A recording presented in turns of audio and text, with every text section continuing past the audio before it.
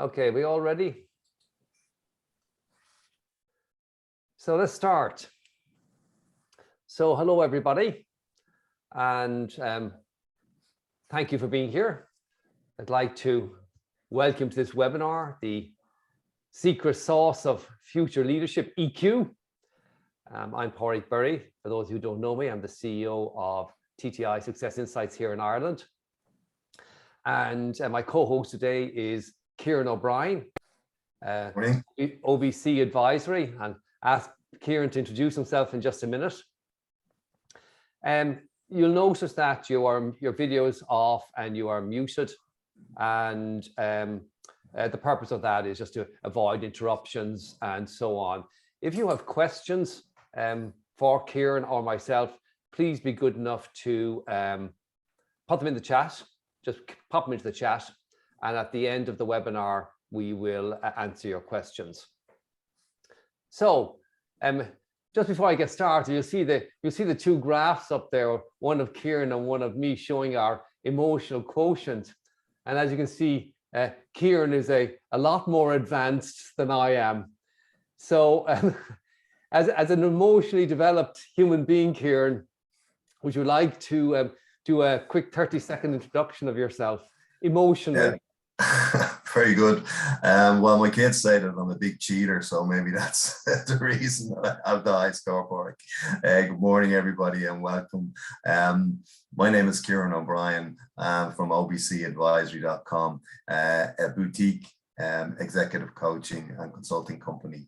I work mostly with business owners and senior business leaders who want to improve their business strategy and leadership skills, usually to grow the business, but also helping senior leaders who want to take a different career path or move up to the next level. I work with them. I specialize actually in EQ leadership, one-to-one coaching. And today I'm hoping, Pádraig, to share the learnings from that over the last years, and also some of the research that I do, so we can share that information with everybody today, and hopefully we all learn something. Yeah, good. Yeah, it's going to be interesting, Kieran, because, you know, I mean, we all talk about EQ, and everybody talks about EQ and leadership. I mean, we've been hearing this since forever, but there's a big difference between talking about it and doing something about it. And often the problem is one doesn't know what to do about it. How does one do it? And I think our objective today, Kieran and my objective today, when we were discussing, when we were actually writing this webinar, we're saying, like, what's the outcome? What are we trying to accomplish? And what we really want to do is talk about the practicalities of this, that this is not some sort of nebulous thing out there. There are practical things, very simple practical things you can do. And we'll talk about those as we go through the whole process, that this is a learned skill. Now, we're going to start with something, though, that is very soft and mushy. And Kieran, I'm going to ask you to very quickly tell us about the Marshmallow Test and why it's important.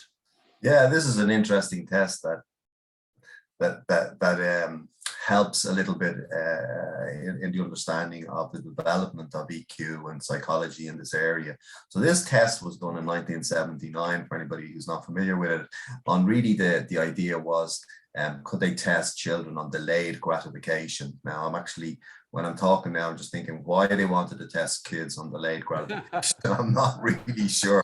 But the interesting part of this test really the test really was simply put a marshmallow in front of a 10-year-old and offer them they can eat it, or if they wait 15 minutes, the researcher will come back and give them an extra one. So they measured who ate it straight away, or who waited and delayed the gratification and waited for the second one, okay? And what they did was they took the scores of that and they came back to the test from various different angles 10 years later. But one of the areas that showed up in the test that they weren't really thinking about was that the kids that delayed the gratification, who waited for 15 minutes to get their 2 marshmallows, Pádraig, they actually had much higher SAT scores and were described by their parents as adolescents who were very competent. So SAT scores are sort of entry to university in the States. Now, Kieran, wasn't this challenged? Wasn't this whole piece of research challenged because, in fact, the kids, in fact, were the kids of the university professors and lecturers? That's right, yeah. So another follow-up study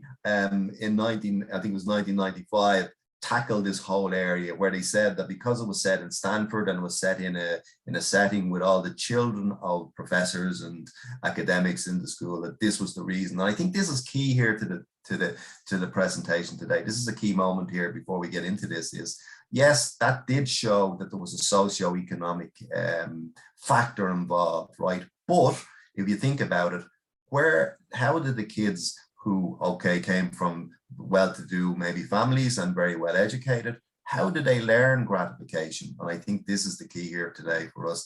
They earned it. It's interesting. You see, that's interesting, Kieran, because people say the Marshmallow Test, oh yeah, it's completely debunked. Well, actually it isn't debunked, because we're looking at it a different way. We're saying, hang on a second, if they actually learned this skill, it's a learned skill. And this is going to be a theme going through everything we're talking about today, isn't it? That these are learned skills.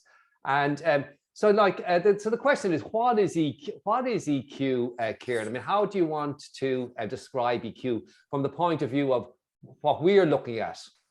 Yeah, so just to get to it straight away, what is EQ? I mean, the slide says it's your emotional, your ability to recognize and understand your emotions, your skill to use this awareness to manage yourself and your relationship with others. And I'd add to it that it's an awareness to manage yourself and your relationship with others to achieve a specific goal that you want to achieve. And I'd add into that in an ethical and fair manner. So obviously there's no point in using EQ to, for certain things that yeah, definitely not. But your ability to be aware of yourself, and it's broken up to 5 components for it, as you probably know.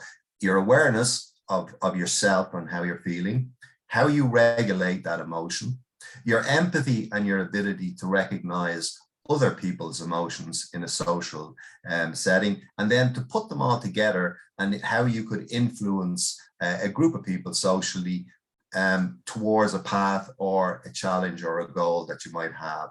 And then we add on to the back of all of that, your actual own self-motivation, how you get out of bed in the morning to get the job done. Yeah. And what did HBR, Harvard Business Review, they talked about, the top leadership competencies. And it's interesting, if I ask you the question, can you tell me, Kieran, there's Siri asked, that's hilarious. Siri in my watch is answering the question for me. Kieran, if I ask you the question, what was written over the entrance to the temple of the Oracle of Delphi? Yeah, awareness. Yeah, know thyself. Absolutely. And wasn't that what HBR said? The top competency was awareness. Yeah, so the Harvard are fairly active in this whole emotional intelligence in terms of the research and the publications that are put up, and they work with a number of large organizations in the States developing all of this with them. But their top competency was awareness. And I kind of, from TTI, and I know Dr. Ron Bonsetter has a whole competency model of leadership. So I presume from that EQ fits in some of the competencies as well. Kieran, it's sort of interesting. I'm going to be doing a little, I think you've left 1 slide or 2 slides for me in this presentation that you want me to talk around, particularly what Goldman was talking to Google about, and that model that he explained, and I'll be talking about that in a while. But he said, and he was quoting a piece of research that was carried out on tech companies. And he said the top competencies that they identified were the singular drive to achieve, to improve performance, this desire to achieve, goal setting, making things better, and so on. Influence and impact, the ability to make persuasive arguments, to influence people, taking on a challenge without being told to do so. So of the top 5, 3 of them were EQ type ones, like being persistent, hanging in there, and so on and so forth. And in Dr. Ron's work on the 25 competencies that they identify, over half of them are EQ competencies. And high-performing leaders, they say, typically score above average, above the average of the population in 18 of the 25. But the top ones, from Ron Price in The Complete Leader, the top 5 leadership competencies, they say, are all EQ. And they are self-management, so the ability to demonstrate self-control, personal accountability, the buck stops with me, I take responsibility for my actions. Goal achievement, the ability to set and achieve goals and achieve desired outcomes. And interpersonal skills, and of course persuasion. So when you actually look at this, all the people are saying that the majority of the top competencies that are required for success in leadership positions are emotional competencies, as opposed to cognitive competencies such as analytical skills or whatever. They're important. And we'll talk about this idea of a floor on these in a while. But clearly, everybody is sort of in agreement, or all the research coming from different places is in agreement about what's required in terms of emotional intelligence in leadership and how important it is. And yeah, and that's one of the themes that I wanted to be able to bring back to everybody on the call today, is that, okay, you can learn it. That's one of the main themes of this. but the other theme and really important is that you can't, most of us sitting here in this room can't do anything without people. We're all probably managers, leaders, business owners, or even working in groups. You can't do anything without people. So, you know, having two of the five of being, you know, having the empathy and the social awareness and being able to work in a social setting are ultimately vitally important. So you can have all of the awareness and the self-regulation, but you got to put that together with other people as well.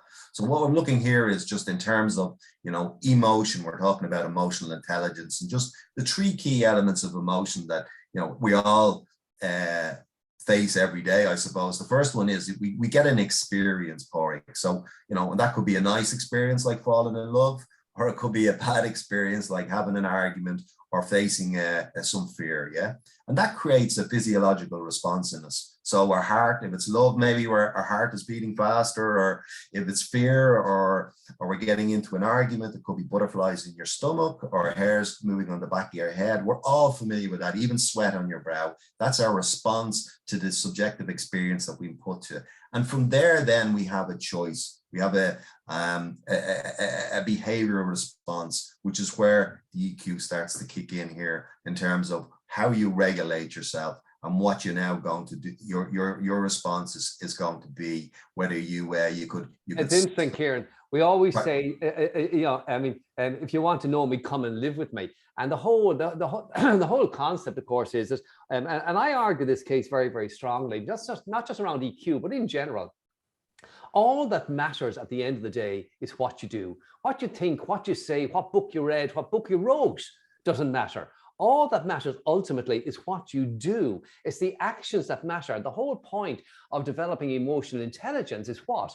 To change your behaviors, to change the things that you do and change the outcomes, the results that you get.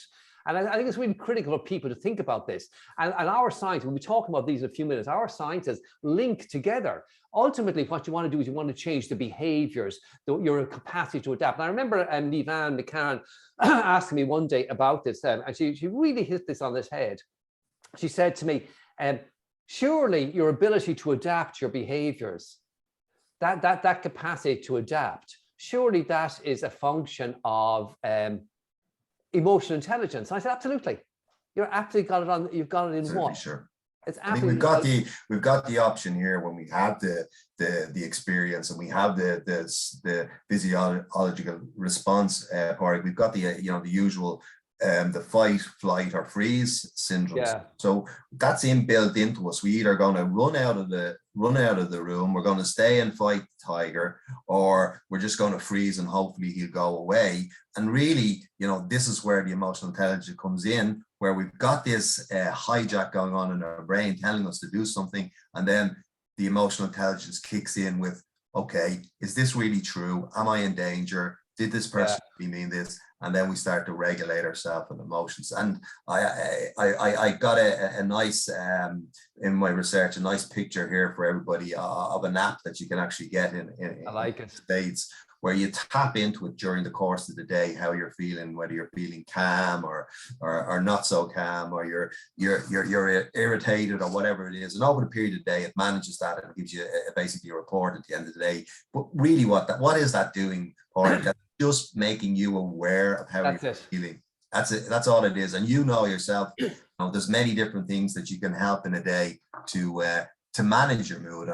What would you do, Pádraig? It's interesting. As I was looking at that, something just came into my head, and no pun intended.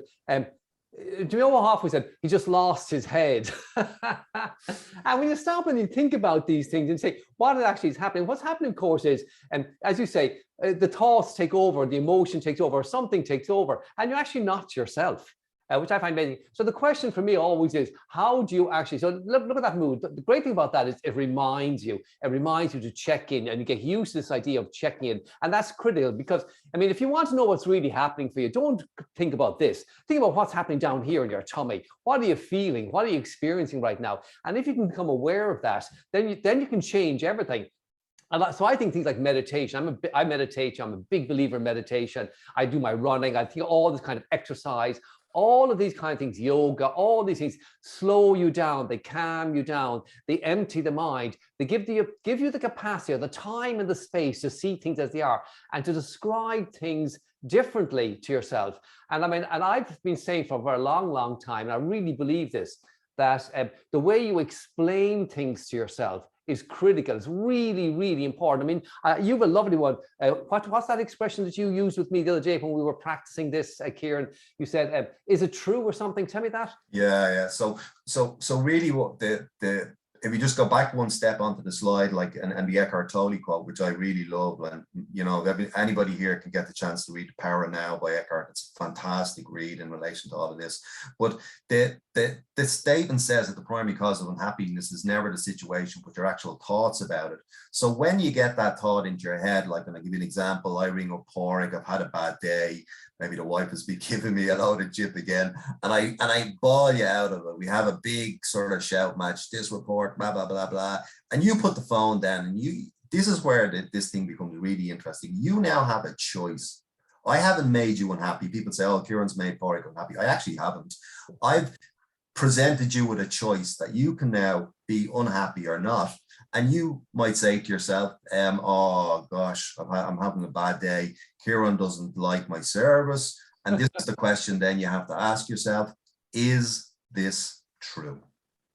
Yeah. And really you have to answer that question and say, well, logically, if I'm a statistician, it's probably not totally true. There's no evidence to say that Kieran actually thinks Porrick is an absolute goof.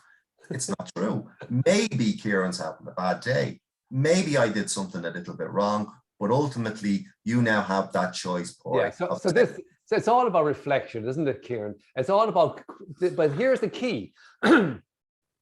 So to have that reflection, you have to be able to stop the emotional response. So to get back to your slide, we talk about the physiology. So something happens, there's a physiological response. So basically a load of chemicals are released into your body and certain things happen and you behave a certain way, fight, flight, or whatever.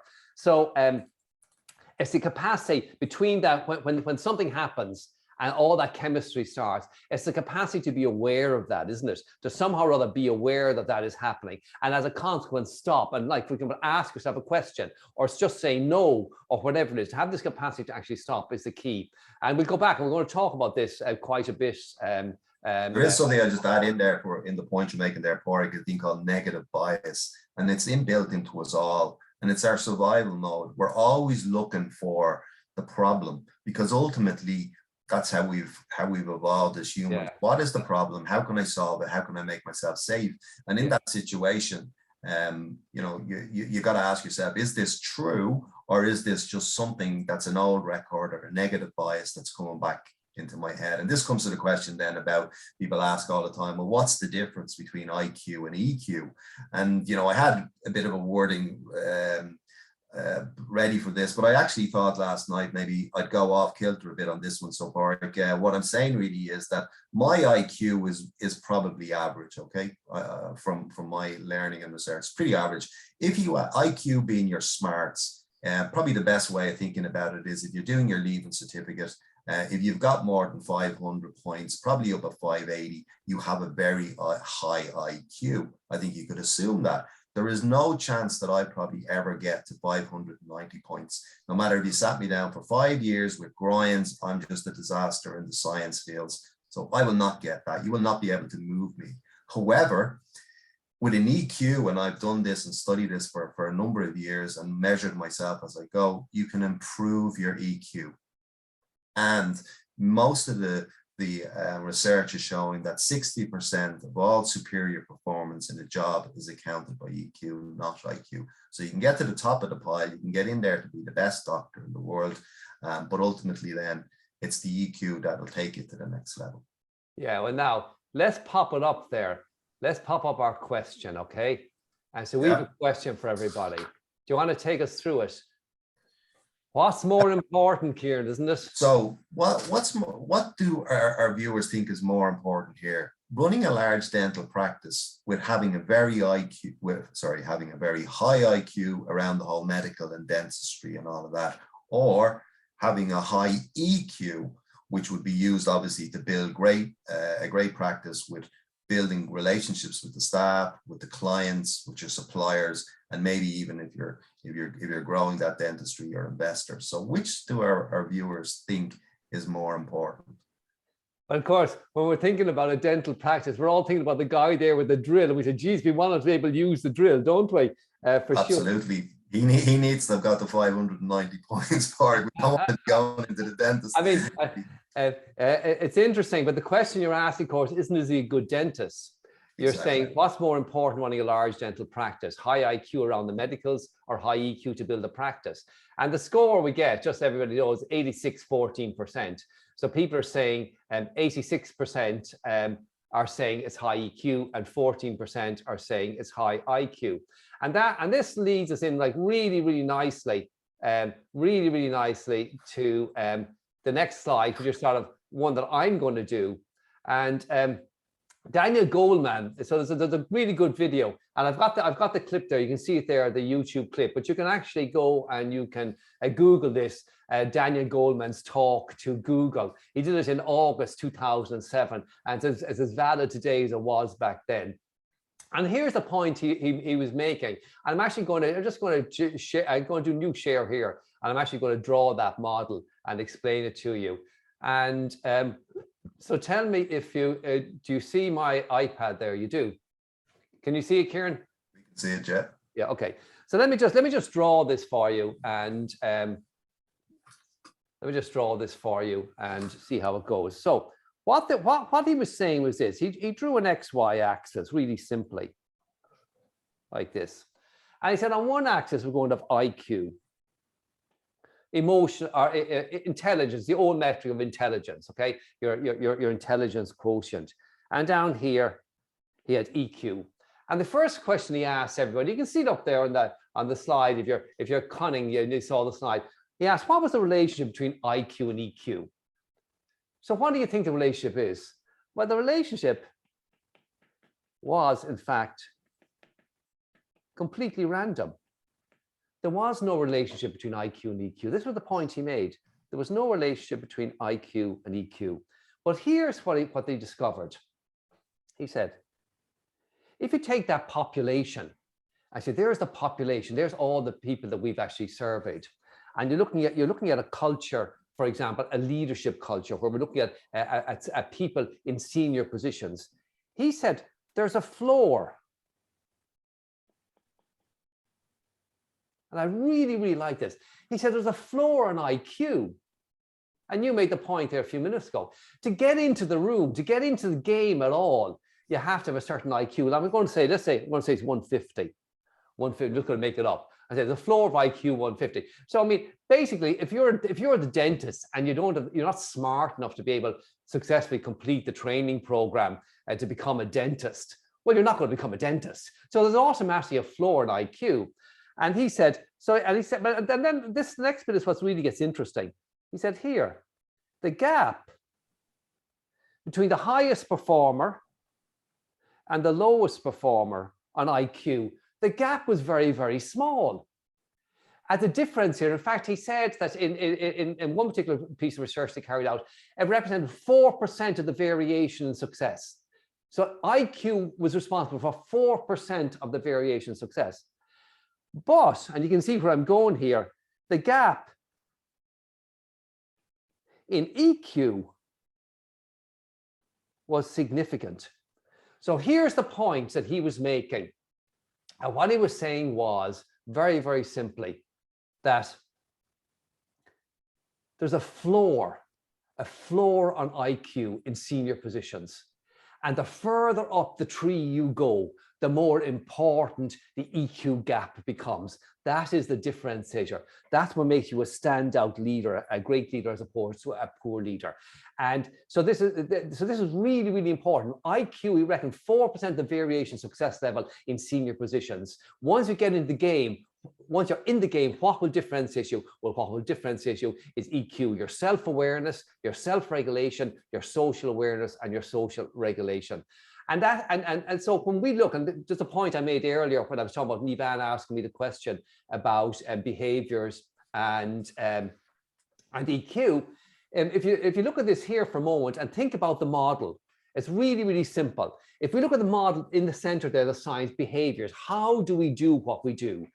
And I'm going to make, I think, a really important point that Kieran alluded to at the very, very beginning. So if we talk about how do we do what we do, what are our behaviors? We say they're started by driving forces, motivators, desire to make money, or desire to help people, or desire to create something beautiful, or whatever it is. We have these drivers that initiate a behavior and get us started, but then we've how we actually behave. But these behaviors are modified by skills, these competencies that we develop over time. And the majority of these skills, or a huge chunk of them, are emotional skills. And you see down the bottom there says do, emotional intelligence, EQ.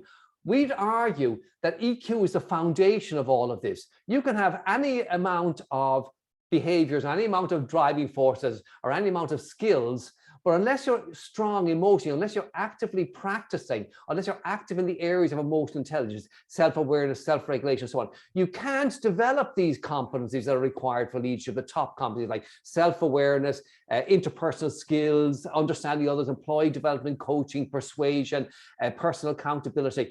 All of these are in fact emotional. So emotional intelligence is the foundation, is what we're saying here, to develop these competencies, to allow you to behave differently and to allow you to interact with the world more successfully. And I suppose I'll throw that back to you, Kieran, and say, where would you take that? Yeah, no, what I would make a comment there, just that's not on the slides or whatever in relation to what you're talking about there, Porrick, but just to add to it, there was a recent Harvard study, again, Harvard really active in this area. And what they did was they measured best run companies in America. I think they took 30 or 40 of them. And then they measured the EQ of the CEO. And they found a correlation between the highest EQ of the CEOs versus the best run companies. So there was a direct link. The companies that were more profitable, successful, better staff engagements and all were run by people with higher EQ. Now, here's the interesting bit for you, Porrick, here. It wasn't that the CEO was the highest EQ in the company. It was he had the higher EQ of his competitor. So if there was two businesses competing, the CEO with the higher EQ ran a more successful company. And this brings us nicely into the whole idea of what are those leadership competencies, and where does EQ fit in with this, and how can it help you be a better leader? Yeah, very good. Yeah. So this brings us. This is the survey. Sorry, yeah. Again, another survey from 2005 from Harvard, where they surveyed 195 leaders from more than 30 organizations, and they suggested that the 5 major themes of competencies that's the strongest leaders exhibit are the following. Okay, so the first one there was your high ethical standards and providing a safe and enjoyable place to work for people. Okay, the next one then, after ethics, was empowering individuals in your organization to manage themselves and to manage other people, but giving them the power to go and do the important things in the business. The third one was promoting connection and belonging among employees, and this is a key one here because Gallup, who do a lot of work in the area of employee engagement, I throw this one at you, Porrick. What do you think in America? So there's America and the rest of the world. What do you think in America there might be an engagement from employees that are really highly engaged in a company? What percentage would you guess at?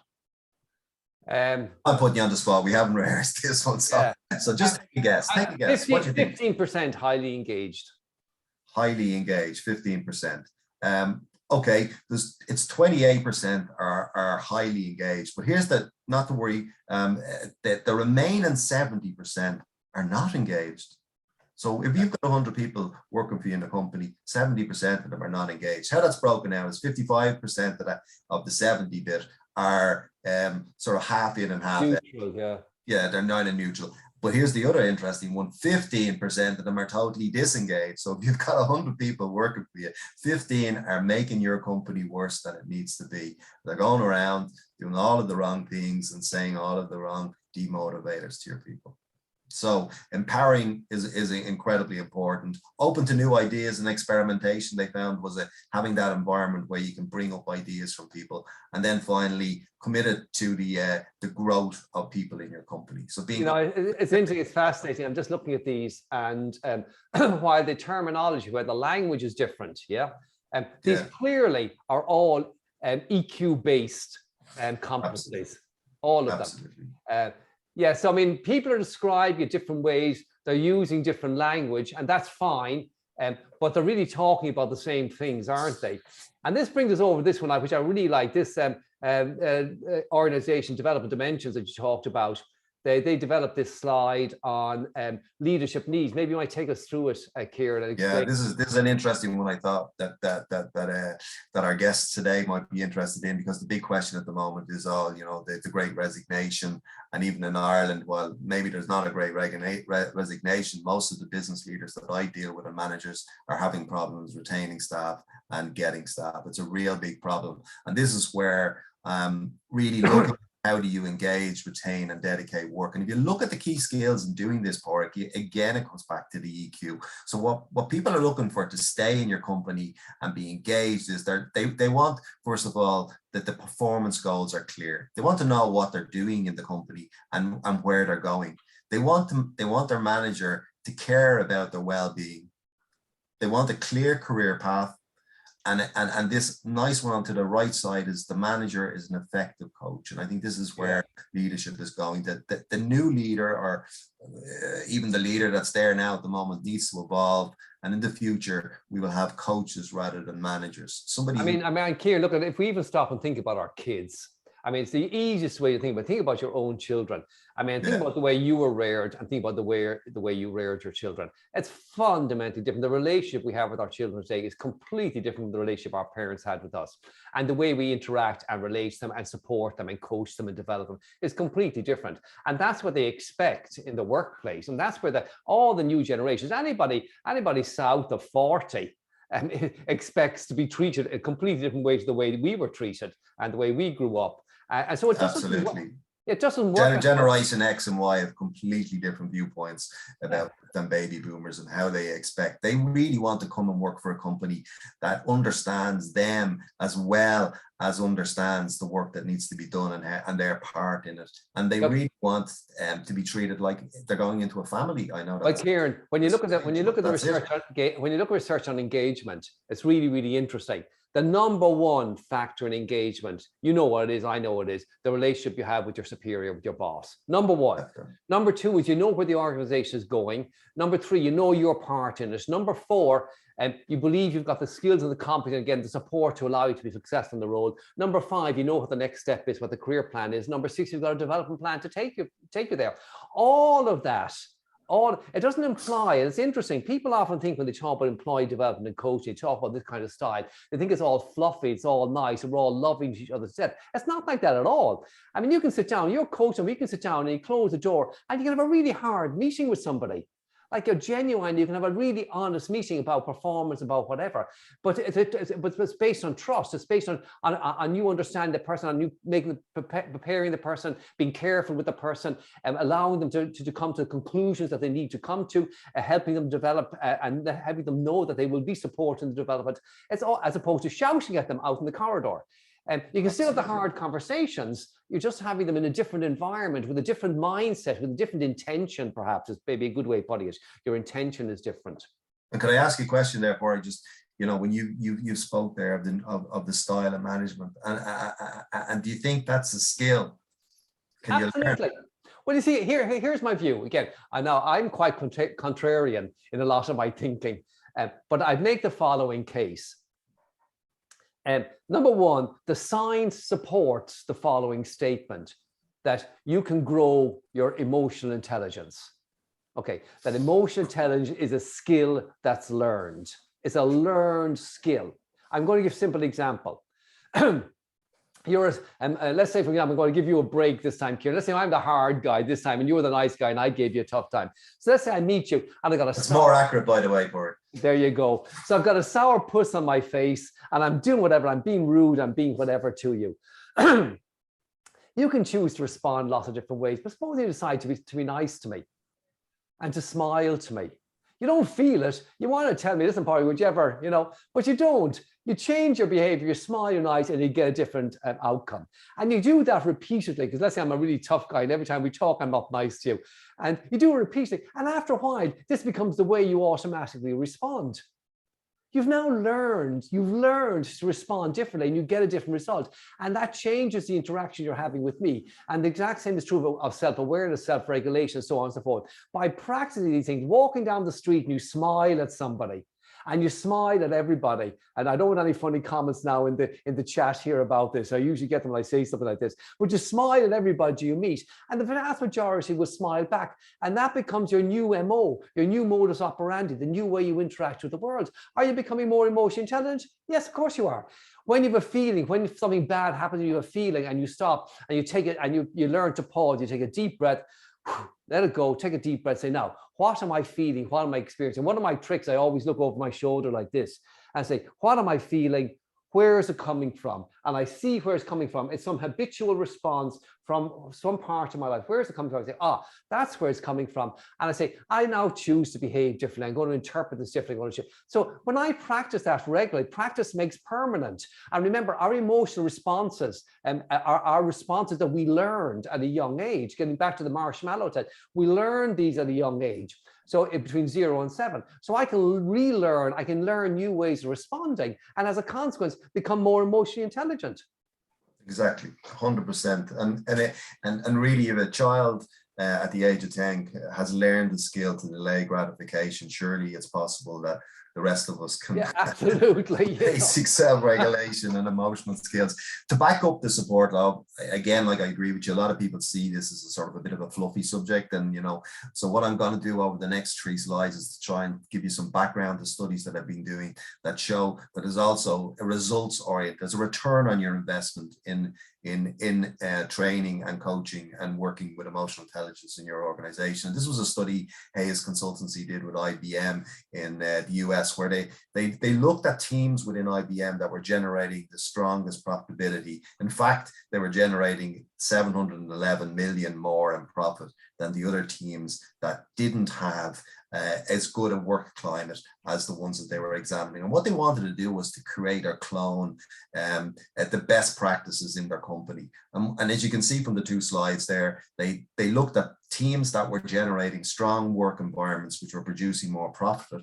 to the teams that had a less or a demotivating climate. And then what they found was the main criteria in the right-hand side, the right graph, that was causing this was pace setting, where they were all the time working on driving, timelines, all of this. Now, we all agree, like if you work in the retail business at Christmas, the pace is going to be different than the middle of January. That makes sense. But over a long time period, people just eventually wears them out and they can't handle this. But what they found was the ones that were really strong, that were generating the most profit and had the best teams, were looking at a more visionary and affiliative approach. And you can see participation and coaching also came up strongly. So people being able to see within a vision, there has to be a structure around it. People have to contribute to it, and they have to then all understand where the vision is as it progresses. These are all skills that involve people and emotional intelligence. And it's interesting, Kieran, and I see here your figure, you had 711 million more in profit. So the teams who are practicing the leadership style on the left, the strong work climate, generate 711 million more in profit than those with the neutral or demotivating climates, which is really, really amazing. But you have another one, you have a couple of them that are interesting. This is a really good one. Yeah, Richard Boyatzis, is a professor of organizational behavior in Case Western States, and he's considered a world expert in behavioral change in organizations. And what he did was he looked at a group of consultants, and he examined the partners in a multinational consulting firm, and they were assessed on the EQ competencies plus 3 other competencies in their role. So that could have been if they were in charge of training, or they could be in charge of IT or finance. So they matched the competencies of the role with EQ. And what they found out was the consultants or the consulting partners who had a medium of 9 or above on those competencies, which one of them included EQ, delivered 1.2 million more profit per partner than the accounts that did not have, or sorry, the consultants that did not have a high score on the. And Kieran, you know, this tallies in perfectly with what I said earlier, that on the 25 competencies that TTI have, they find this, the highest performing people are scoring above average, above the median in 18 of the 25. And these are all, remember, these are all learned skills. This is the point I think that you and I want to keep making here. This is about learning. I mean, you use trimetrics EQ a lot in your business, and I find, like, trimetrics EQ, by the way, for those who aren't familiar, is behaviors, driving forces, and EQ in one report. And a lot of people are using that nowadays, because as opposed to just doing behaviors and driving forces, or behaviors, driving forces, and competencies, they're adding in EQ because they find that this is a critical thing. And the thing I like, and a little bit of a sales pitch here, I suppose, but the thing I like about our particular EQ assessment is that it's very accessible in terms of it's something that you can present to people. Say, we're asking the question, are you active in particular areas? And if not, let's put a development plan in place so you become active in those areas and you up your game. As opposed and you know what, the report is really just, I use that report all the time now in terms of working with, when I start to work with a business owner, it doesn't matter that they're telling me that you know, they want to grow their profitability, or they want to open an office in the UK, or they want to sort of expand in a particular area. I start, Porrick, I'm being honest, I start with doing a profile on EQ with them first, because if that's not, if they're not active in that area, the job is going to be a little bit more harder for them. And the amazing thing is they grasp it straight away, and they recognize it, they bring home, show it to the wife, and she says, yeah, it's right.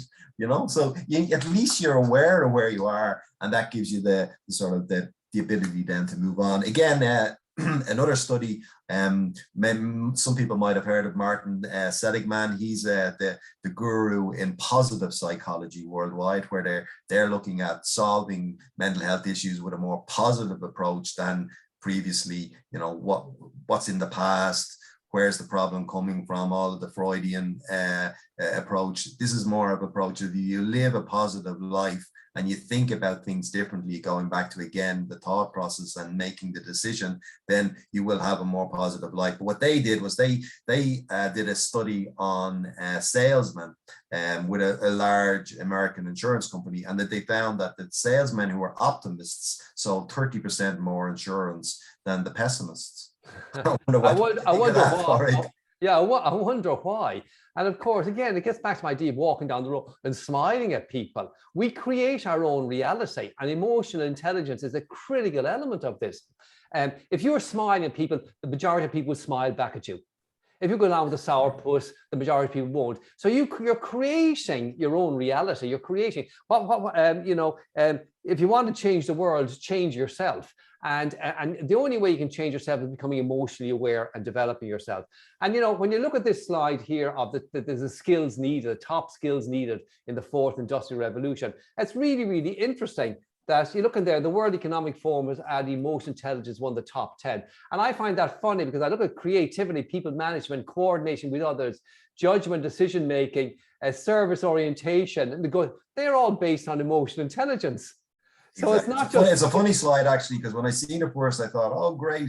I've now got a good slide to show people how important emotional intelligence is. And when I looked at the rest of them, I went, but sure. Most of them are emotional intelligence. You know, absolutely. And, you know, it leads into this one, you know, this survey that you shared with me, this 2007. Who did this survey, by the way, Kieran? That survey was done by Development Organization again. Okay. Yeah, the US. And why I show this one is, okay, it shows that 80% of the characteristics in the role were, you know, they judged to be emotional intelligence. But here's an interesting one. A separate survey had looked at what's the biggest challenge that most leaders have on their day-to-day basis. And the answer, believe it or not, was managing people. Yes. How surprising. I mean, it always reminds me of the joke, you know, that one, I hired workers and people showed up, you know. But let's just move on. Just here, I want to jump here for a second into this one.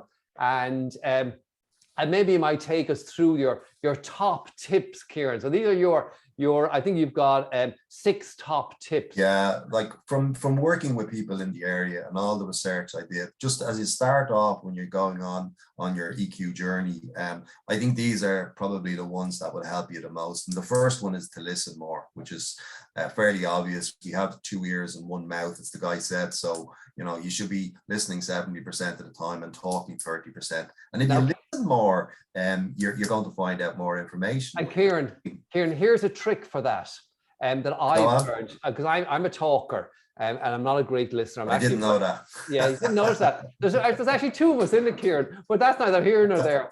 And the trick I found was, and for years and years and years, on the top of my diary, on every morning I wrote a big Q. And do you know what the big Q was to remind me of? Ask some questions. Ask some questions. And so my rule was that whenever I wanted to say anything, before I was allowed to say it, I had to ask a question. And typically I'd ask the question and they gave me the answer. I didn't need to say what I was going to say. And I found that to be hugely beneficial. And we all know this. We know this. Every coach knows that asking questions is what it's all about. But how few of us practice it in reality, I'm afraid, you know. And particularly if you think of managers, and I've, you know, been 30 years on a management journey, we do tend, when we're having our one-to-one with our staff, or we're talking, or we're having a chat with them about a particular area, if you recorded it back, I'm sure most of us would have seen me doing more of the talking, which was definitely the wrong way to go. Second one is learn more about yourself. This is an interesting one. Like, we live in our bodies for what, 80 years? How well do you really know yourself? What makes you tick? I mean, you can start off by taking an EQ test, and okay, you can come to TTI, and that's a good sales pitch, but you can do them online as well if you so wish, and you want to, you know, you just want to do it quick and fast. And first of all, have a look and see what is your EQ. That's the starting point. Take the EQ test. Ask people around you what they think of you, what's your strengths and your weaknesses. That's a big one. You learn more about yourself, and really spend a bit of time with yourself. Again, marrying it with your one every morning. I've asked the questions. I'd love to put the 2 of them with the listening and the questions. That's the key, isn't it? So when somebody does get it right, when I did ring you up, Pádraig, and I gave you a bollocking down the phone, the way that maybe you could have helped solve that problem might have been to say, well, okay, Kieran, I hear you seem a little bit off kilter today. I wonder, is everything okay with you? Simple question, and maybe I would have calmed down a little bit. So again, body language.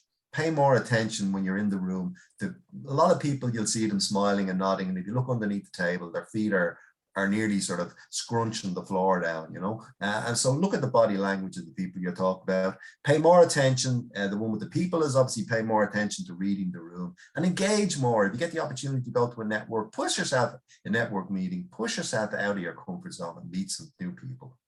It's interesting. This is our last slide, and I will have a few questions then. But I can't overemphasize this, and I just want to talk around this. It was your slide, Kieran, so you can jump in a sec. But I just want to talk about this for a moment, because I believe this to my toenails, right down to my toenails. EQ is a skill that can be learned, practiced, and mastered. It really, really is. And there's a kid, whatever age that little baby is, on its way from 0 to 7, and it's learning these things. And remember the following. In the fight, flight, and so on, all these responses. When we were between 0 and 7, maybe even earlier, but between 0 and 7, we wanted to survive. And to survive, we need our parents to love us. So we want our parents to love, we want their attention. And we learn strategies to get fed, to get our nappy changed, and so on and so forth. And some of us were nice and quiet and smiled. Some of us screamed our heads off. So we developed different strategies. And the problem is, and they worked quite well, and they fed us, and they did all the things that we required. The problem is at 40 or 50, we're still applying the same strategies to the issues that are in front of us. And so we need to learn.